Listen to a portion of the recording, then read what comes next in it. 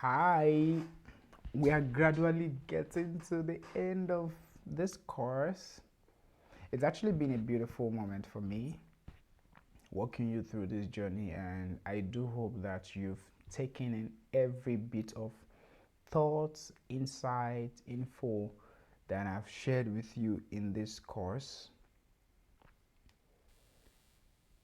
This final topic is also one important part of social media marketing, and it is influencer marketing. Even though it can stand alone, but influencers are influencers on social media, so it makes it a part of social media marketing. And I will tell you that it's not to be undermined. People might have overdone it, they might have gotten it all wrong, but it doesn't take away the impact that influencer marketing has today. The first thing is, let's just give it a definition.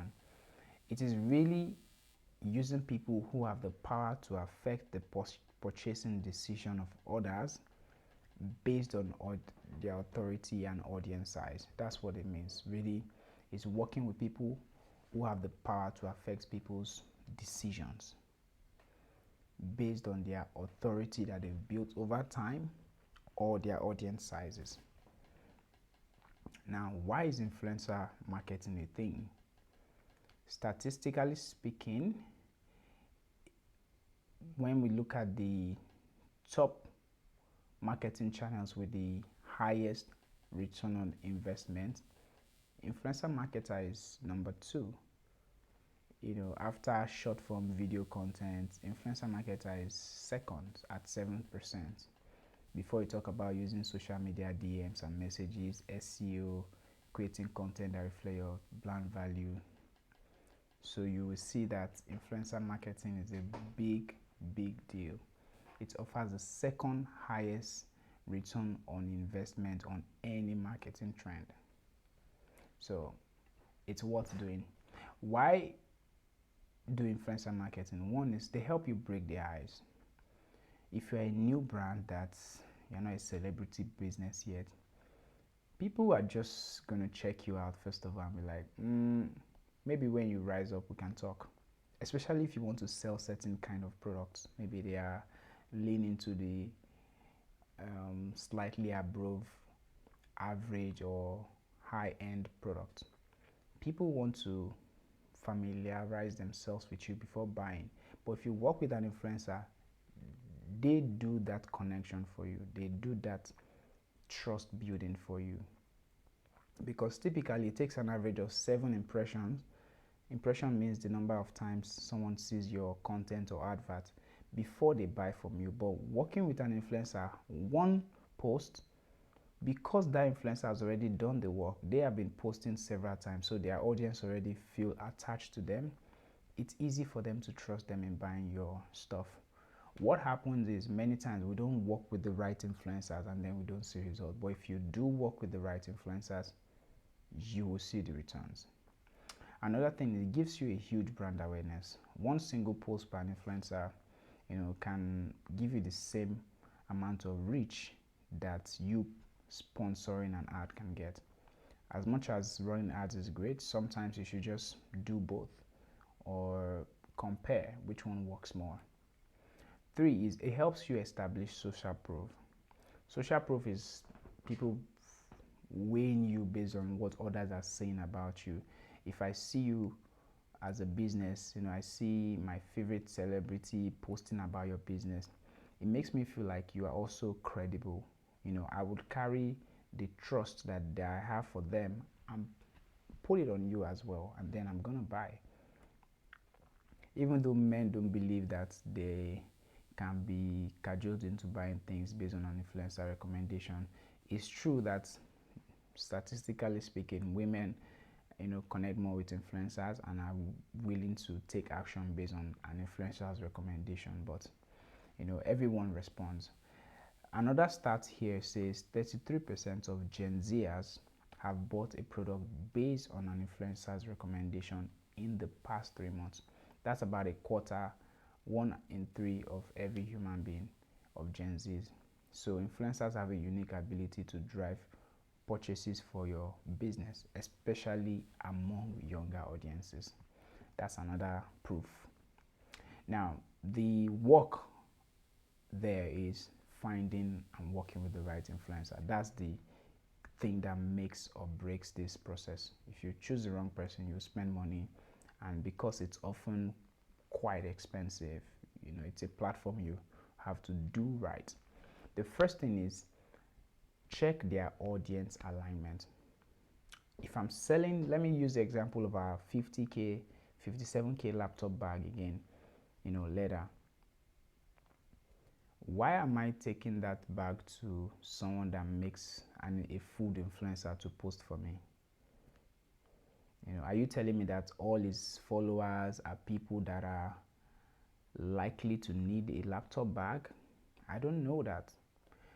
Wouldn't it be better for me to find a tech influencer whom, based on the content he produces, techies are going to be following him, creative are going to be following him, and we know that these are the people that use, they can't compromise on the kind of systems they use, and therefore they also want to carry it in an expensive or fairly expensive bag.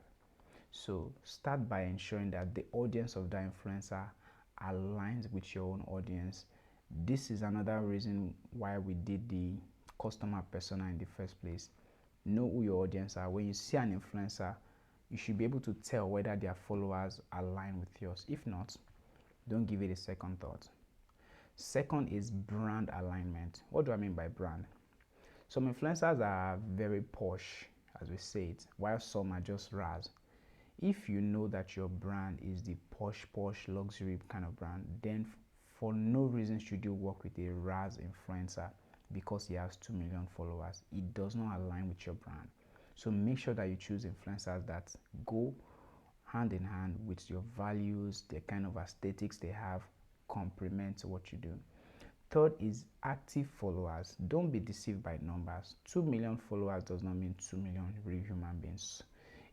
1 million out of that can be dead followers, inactive people, Instagram doesn't even know.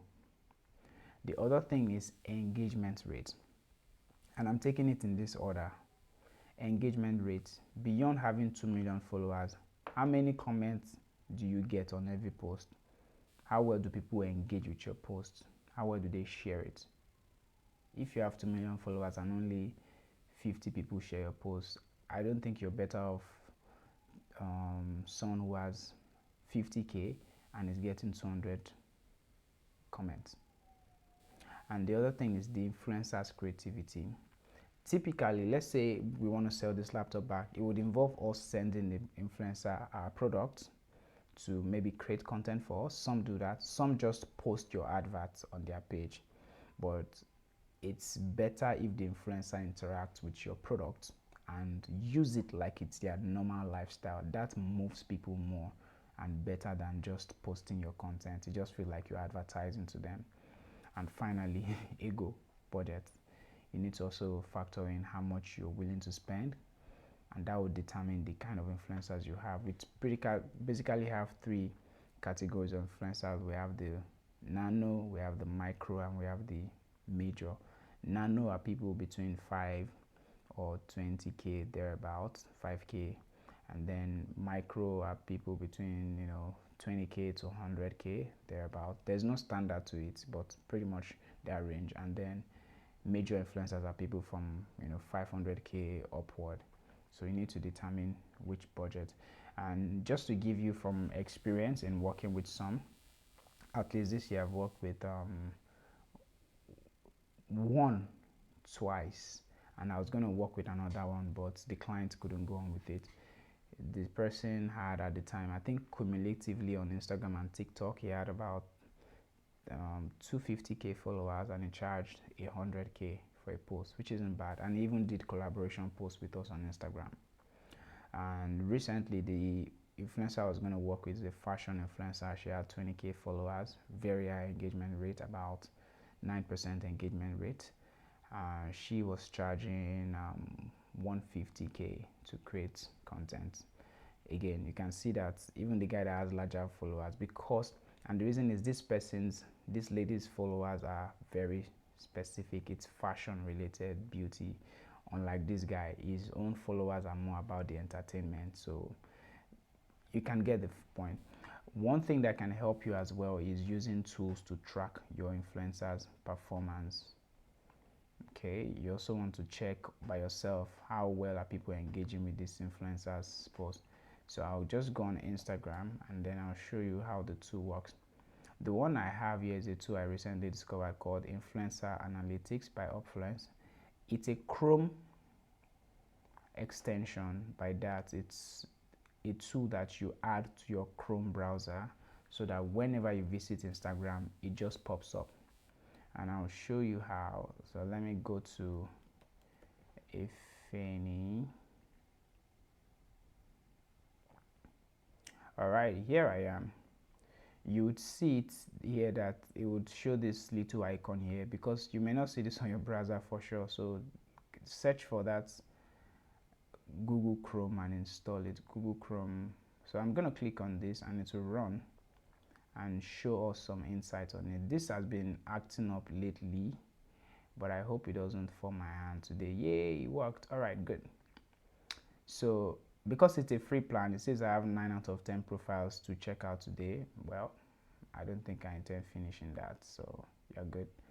Efeni first name says engaged audience 94% real. You know, like I told you, some people's audiences are fake, they're not real.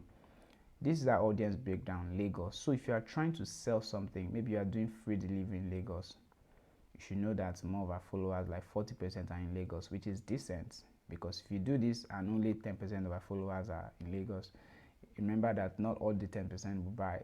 Cape Town. So she has quite a diverse spread in terms of our reach. You know, Cape Town 15, that's decent. US 18%, that's ZA. You know, South Africa 18, England, Egypt, okay, 6%, and then Great Britain 6%. So our audience is quite well diverse, which means if you have some things to sell to Nigerians abroad, you know, she's a good fit. And then the age group of our followers, see, she has more 25 to 34. Even though she's a Gen Z, our people are not as much following her. This is them guessing her age, I mean her gender. Yeah, no, sorry, the gender of our followers, I beg your pardon. Male 25, so more females, which means don't try to be selling male stuff and you are giving a Efeni to market. Can you see how these things help? And then our engagement, average engagement rate is 5%, which is great. C, compared to similar influencers, our engagement is rated A. Our top, you know, likes top 5. So our engagement is among top 5 of influencers, and 5% engagement rate is actually good. Average comment on our post is 70 for someone that has 21k followers, and average likes. This is pretty decent. Okay, so this is how you use this tool. And the final thing I will show you, recently, not so recently, around middle of this year, my agency promoted an app for a client. You know, it's a mobile app, Android mobile app, that helps people prevent SMS spams pretty much. And this was the video, so I'm gonna share my screen. I'm already sharing my screen. So here's the video. Again, you won't see the, so I've dropped the link here, you can just check on it, but read the caption. Let me explain it. It's pretty much the guy going to random people, and this is his style of content. He just approaches people and asks them questions. This one is asking them what is the only app that can help people detect SMS fraud. But because our app is new, it's intentional, most people said no, and that gave him the opportunity to now tell them that, oh, the name of the app is this, it can help you prevent scams and the rest. And this was the result we got, which is the important thing I want to identify. This is something we also used, is we first of all look for micro influencers who had between 70 to 90% of our target audience. We knew the kind of people we're looking for that need this app. They are young people, you know, not too elite kind of people, because elite people will just see this app and bounce it. They'll be like, I don't really need this, or they have something else they are using to protect themselves. Is we're also collaborating with him. in making our ad retain his content style, because if you check his page, his name is SO Adam, see his username. His content is always around this, interviewing people, just giving them gifts. So we ensure that our ad fits. And that's what I'm saying about align with your influencer. Don't ask someone like this to come and sit down in front of a camera and talk. It will be flopped, because that doesn't suit both his audience, and if you post, that ad will not do well because his audiences are not used to such. So here was the result we got after that. The video, after how many weeks was this? I think this was after the first month, or 6 weeks at best. The views had gotten 75k views. The engagement rate on the TikTok video was 4%. It got us 1,000 plus clicks on our landing page, the links where we directed people to download, and it got us 500 plus app installs after third week. And guess how much we paid? We paid 90k for this ad, which means, so this is where the numbers get interesting. As an application that hopes to charge in the future, it's currently free, but they plan taking a subscription, which means going by this 500 and spending 90k, which means we only spent 180 naira to acquire each customer for them, each download. Now it's now up to them to maintain it. But look at the numbers. If each customer is only paying 1k subscription per month for that app, which means they will be making 12k per user. Now multiply 12k by 500. That's the true worth of this campaign that we have done right here. It's not about what you spend 180 to acquire each download, which is how you may look at it. In summary, influencer marketing is very, very key. The next thing I'll just show you is some plans that I've created for clients, things like budgeting, in case you want to work, as a social media, you're creating a plan just to have an idea. Be prepared, you're about to see some top secret stuff, but please do keep them confidential. I'll just share, very quick some plans, maybe when a client reach out, how I approach working with them, so that you also learn. Thank you. See you.